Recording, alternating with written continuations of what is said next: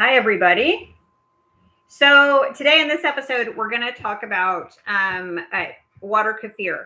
We've talked about it before. You may have seen the previous episode where we talked about it and a little bit of discussion on the discussion board about it. I'll show you where it's at this point. It's been a while. You'll see the timestamps. You'll know it's been a while. I've kept it with the lid on because that seemed okay to do. I don't think we're going to use it as water kefir at this point. We're not going to use it as starter for sure. I have made some water kefir from some starter from the bottle from the store, and I'll show you where that's at this point. I made another video earlier today where I referred to the volcano that occurred, and that was this. So I'll show you. This was the lid that we ended up with. You can see, well, it's the curvature is kind of finally going down now, but it was even higher than this. And it was the most curving that I had seen, that I had achieved so far in these fermenting adventures. So I took it outside and just over a bowl. It would have been great to video, but it was rather messy. So it's probably good I didn't get it on my computer. It did spew quite a lot. I lost a little bit of it, but as you know, we're just going to put it into a bowl and be smart adults about it. And so it mostly stayed. I've topped it off with a little bit more sugar water, about an ounce of sugar and an ounce of water in both of these. And you can see it's already kind of zhuzhing up. You can't see because of that light being annoying, but it's already kind of fuzzy at the top and fizzy at the top, I should say. So this is a raspberry version. I did go ahead and strain it off because it already got all the raspberry goodness out of it. The raspberries themselves were almost white. The fibers were. So whatever was in there, it's in here now. It was almost alcoholizing. It was just on the cusp. And I don't want it to alcoholize because I had a little bit of alcohol over the Christmas break, and it was I made it. It was raw alcohol, made at home, but it was good the first two times, and the third time it really bothered my body. So no more of that. So I wanted to make sure that as much of my fermenting was maybe on its way to alcoholize, which seemed like maybe not a problem, it will end up being a waste for me for the most part. So, but this is really pretty. You can see it's a really pretty pink. Actually, it probably looks a little orange, but we're going to put these back up for a day and just let those yeasts get to eating because this is not super fizzy anymore. It just got too hard and so it kind of fizzed out. But with that extra sugar for it to eat, it will fizz up again. So we're just going to put it on the refrigerator. And you can see in my usual kind of workspace, the temperature is kind of right at 65 degrees, which is sort of amazing to me. Either this is wrong or I'm just much more accustomed to cool air than I thought I was, because it doesn't feel cool to me.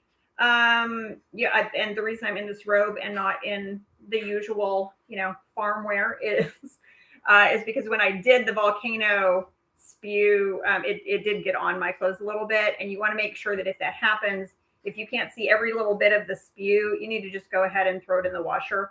Mine had enough spewing on it where it definitely needed to go in the washer.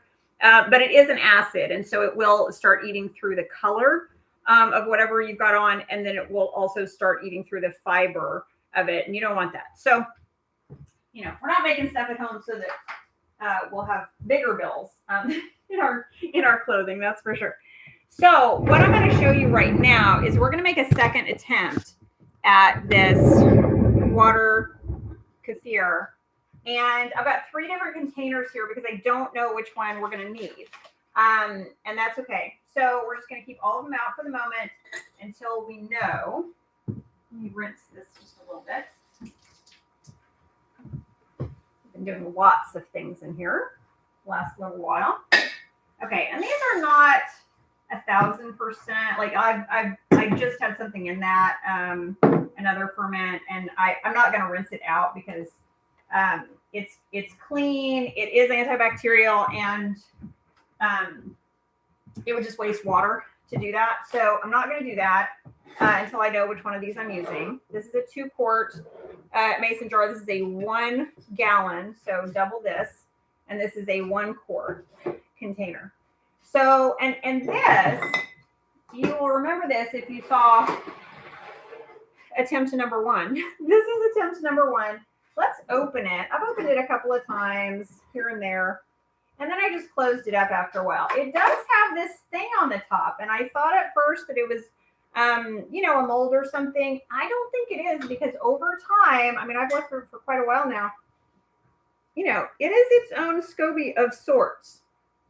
It is not the kind that we're used to when we're making kombucha, but it is a protective covering. I'm going to taste this.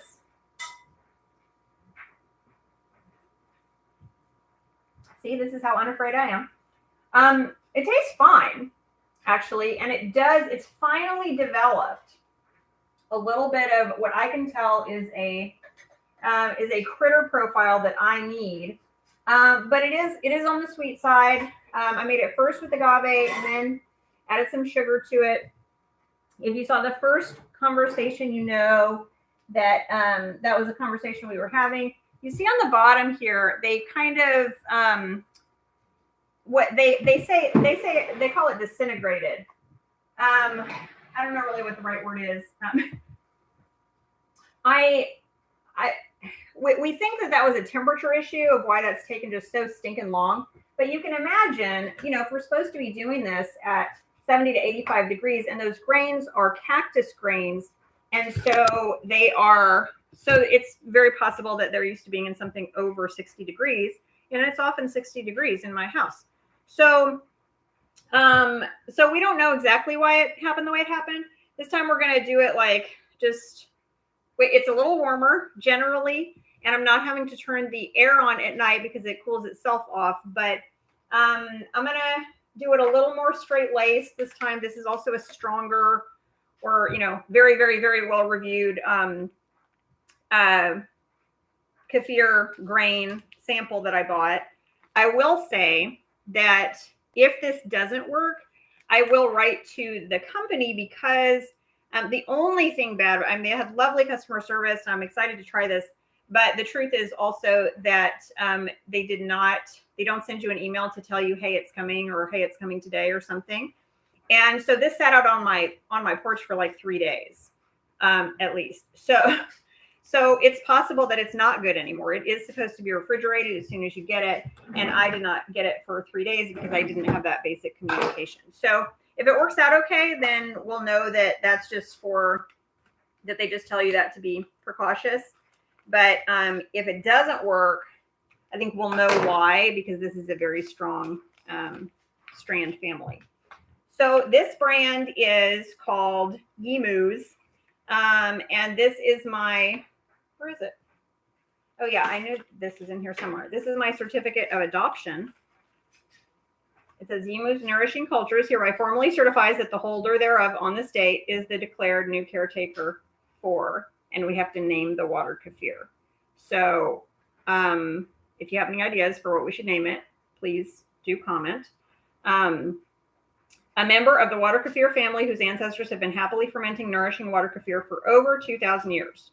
Attest to the aforementioned, the owners of the company, attest to the aforementioned adoption and warmly welcome me and you, by extension, into the worldwide culturing community. And you can see there's like little creatures there. So there we have it. That's what we're going to try to do. Let's see how it goes here. Where are the instructions? Strain and place grains in a large jar with 4 cups of water. Okay, so I think we're going to use this container. I don't know why we'd be straining them. Why are we straining them? That part I for sure don't understand.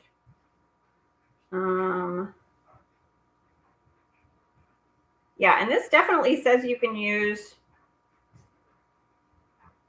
Oh, this wants you to stir in both of these sugar types. So organic cane sugar or white sugar, and then dark sugar such as rapadura or sucanat, which I do have. I don't know. It's not called sucanat, but I have something like this. I can do it. Okay, let's try this. This is where we open it, but it's liquidy in there. Okay, so you got to be on top of it. They probably should warn you that it is liquidy, but they didn't. Let's see how we do. I do appreciate that this is at least paper and not plastic, although it looks like it has an aluminum lining, which is not good for me as a person who has issues with metal. Okay, so this is just a little container of it. It's about a quarter cup. I'll show you what it looks like here in a second. Okay. They're still kind of in there. Oh, I see what they mean. That's what they mean by strain it, because they don't want the liquid in there. I get it. Okay, hang on. See, this is why we need multiple containers. Okay. Annoying, but true.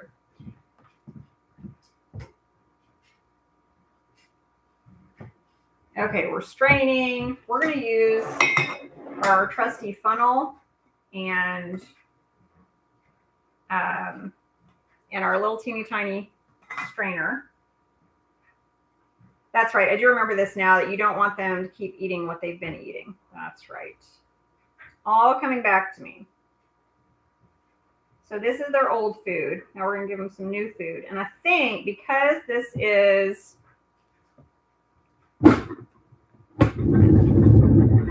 light as murder, isn't it? Okay, so this is what we're going to keep in here. It kind of looks like rock candy to me. People say it looks like Rice Krispies. It definitely doesn't look like that to me. It does make sense to me that these could be from cactus.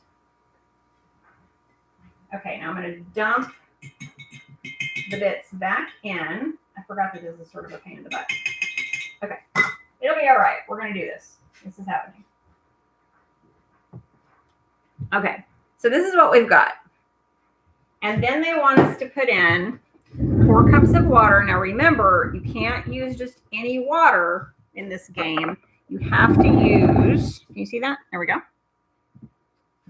You have to use water that, probably not from your tap, because you don't want anything in there that's used to just killing stuff, okay? So you don't want to use something that it's got chlorine in it, it's got fluoride in it. You don't want that. Those are neurotoxins. They're designed to kill stuff. You don't want that, because you're trying to create stuff. You're trying to like start a village, not kill one. Okay, so I'm rinsing out the old food water that they had. And then I'm going to add, this is 4 cups exactly. So to the rim is 4 cups of your quart jar. Dig? But it wants a full 4 cups here. So I'm going to do, well, how am I going to do it? This one, most of these have like little doodads on them to show you the measuring. This one does not. Okay, I think what I'll do, this one does though. This is 4 cups. And the kefir grains themselves take up almost no space. Okay, that wasn't helpful. Okay. Yeah. Pouring it around the jar does not help. So don't do it that way. I don't know why that was so hard for me to get done properly. Okay, I'm going to go just above. So there we go. We're going to get that going. This says 2 to 3 tablespoons of white or organic cane sugar. And we know this is that, right? And because I'm so organized these days, I have my tablespoon out because I'm awesome. And so if it says 2 to 3, I'm going to go ahead and do 3 because we know that last time I did not. We know that this has been sitting for a while, and we know that I'm not having super luck with this. So I want to give them plenty. Let's give them plenty here. Uh-oh.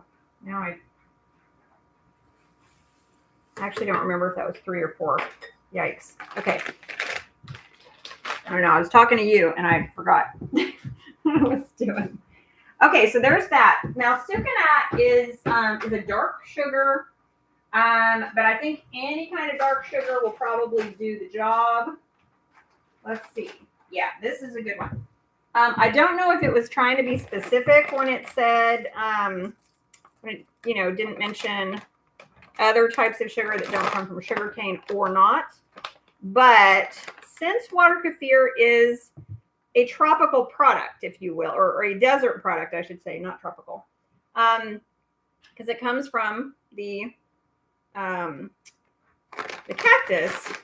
That may be why it likes the cane sugar better, because cane sugar is more from that type of the world, whereas beet sugar definitely not. Okay, so this is what I'm using. I'm using Heavenly Organics, 100% organic Himalayan whole cane sugar, herbally purified, sun-dried, unbleached, unrefined. Okay, so this is cane sugar. So we're going to do 1, 2, and honestly, I like my water kefir not brown, so I'll be real happy if these little critters eat all that, but I think it does retain that flavor. It is what it is. What can I say? Oh. Okay, it looks like what we're doing here is just feeding it. This is a more involved process for a little while than kombucha is. In kombucha, you set it and forget it. You leave it for a week at least, or if you're me, maybe longer. But this says, cover with a loose lid or cloth and let ferment at room temperature for 48 hours, and then strain the grains over a bowl. So basically you're just feeding them, okay? Strain the grains over a bowl to collect the, oh no, it does say to collect the finished kefir. Okay, well then these are stronger than my other ones. It says it may take a few batches to achieve a pleasant kefir. And then pour the finished kefir into a new jar or bottle, which you can drink fresh. It'll be flat at that point, not fizzy. Or you can do a second ferment, which is kind of what we've been doing in general on this channel, because we like the fizz here. What I will say is cover with a loose lid or cloth. It's fine. This is fine. Just like that, like it's fine. I have not found with kombucha or the water kefir either. This gives it plenty of air to work with. And you're only needing to move that around every couple of days. So what I am going to do though, which I didn't do last time, is I'm going to put something on my calendar just every 2 days, come and tend to the kefir. And hopefully that will be a pretty easy thing to remember, because my body responds really well to this water kefir. It's a very clean energy.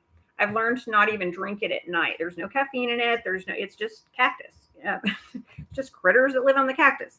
But it gives me a very clean energy, a very nice mood. I feel productive. I feel motivated. I feel happy, but not at all in a buzzy way, like in a very, very like, oh, this is what normal human beings should feel like kind of way. So I am excited if this works. These do seem to be still happy and alive. Notably, this did not, oh, it did say thoroughly stir. Sorry, it does say stir. Okay, we didn't stir. Let's do that. My spoons are taken at the moment. I think that's okay. We can, this is why we have the back of spoons. Dig that. Okay. I did quite a bit of cooking yesterday. Okay, so I'm going to be kind of gentle because I don't want to break up the grains themselves. So I'm making an effort to not touch the sides too much and to not touch the bottom too much. Although, I do get that sugar down. Okay, I'm going to touch the bottom. Change my mind. But because these are raw sugars, these are going to dissolve real easily into the water. I know I say this all the time, but once you've cooked something, cooking sugar is like making crack. Okay, so like there's a reason that cocaine and crack, there's a reason that all the worst things for you on the black market are white. They're all white powders, right? The reason they're all white powders is because they've been distilled from something that isn't a white powder, but everything sort of ends up in a white powder at the end of some kind of deep, creepy, chemically process. So, and at that point, the water can't recognize it as a natural element, which makes it really a lot harder to dissolve. And this is already dissolved. Isn't that amazing? It was actually dissolved a while ago, but I was pontificating. So here we go. You're just going to rinse the back of that, and you can put it right back in your spoon jar. Haha. How about it? Okay, so we're just going to leave this to chill out.